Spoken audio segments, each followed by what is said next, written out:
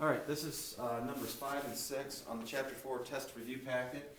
Number 5 here, y squared minus 2xy equals 21, then dy over dx at the point 2, negative 3 is blank. So what I need to do here is find the derivative and then plug in the 2 and the negative 3. So I'm going to start by doing the derivative of y squared. Now you need to think of y squared like this. And you're going to multiply by 2 out front. Chain rule says then you take that down to a 1. The second step in the chain rule is you copy down your inside function of y. The third step is you multiply by the derivative of y. So the derivative of y squared is 2y times dy over dx. You're using the chain rule there. So I'm going to clean this up a little bit. 2y times dy over dx. Now this minus 2xy, I see multiplication here, I see variables on both sides. I think what I need to use here is the product rule because I have multiplication, variable expressions to both sides. If I don't include the negative with the 2, I'll have to distribute it later. So I think what I'm going to do is change this to plus a negative 2. Think of negative 2x as my left expression, y as my right expression. So then I'm going to go plus, first expression is negative 2x times the derivative of y, which would be dy over dx, plus, second expression is y, times the derivative of negative 2x, which is negative 2. That's your product rule at work. Well, taking this is, for example, if this was u and this was v, I did u times v prime plus v times u prime equals, and then don't forget the derivative of 21 would be 0. Now at this point you can either solve for dy dx and then plug in 2, negative 3, or you can go ahead and plug in the 2, negative 3 right away, which is what I'm going to do. So I'm going to plug in negative 3 for y, right there. I'm going to plug in 2 for x, right there. I'm going to plug in negative 3 for y times negative 2 equals 0. So this is going to be negative 6 times dy over dx plus negative 4 times dy over dx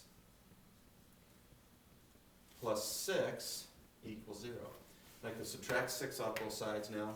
I'm going to try to solve for dy over dx next. So I'm going to subtract 6 over, so it's over here. I'm going to combine these together, so that's going to be negative 10 dy over dx. I'm going to divide by negative 10 on both sides. So dy over dx equals negative 6 over negative 10, which reduces to 6/10 or 3/5, which is letter E on your multiple choice review question number 5. Moving on, number 6. If f of x equals x cubed minus x minus 6 for all real numbers x, and if g is the inverse function of f, then f prime of g of 0 times g prime of 0 equals blank. Looks like a very complicated problem, but if you know some things about inverses, it's not that bad. Inverses are functions that undo each other.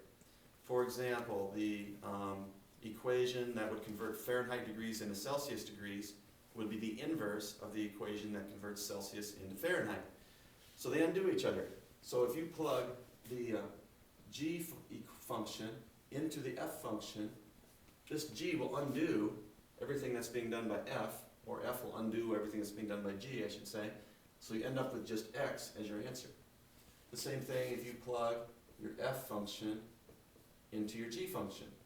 Whatever's being done by f, which means x is being cubed, minus x, minus 6, g is going to undo all those operations.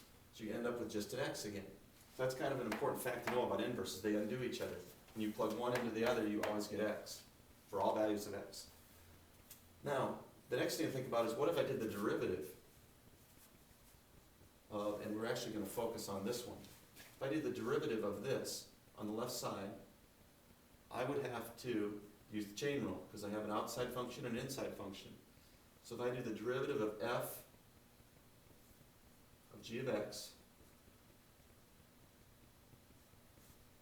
this is what I would get. I would do the derivative of f, which would be f prime. I'd copy down my inside function using the chain rule. Then I'd multiply by the derivative of the inside function, which would be g prime of x. Notice that that's exactly what they're asking us for here, but they have a 0 plugged in. They're asking us for the derivative of this with a 0 plugged in.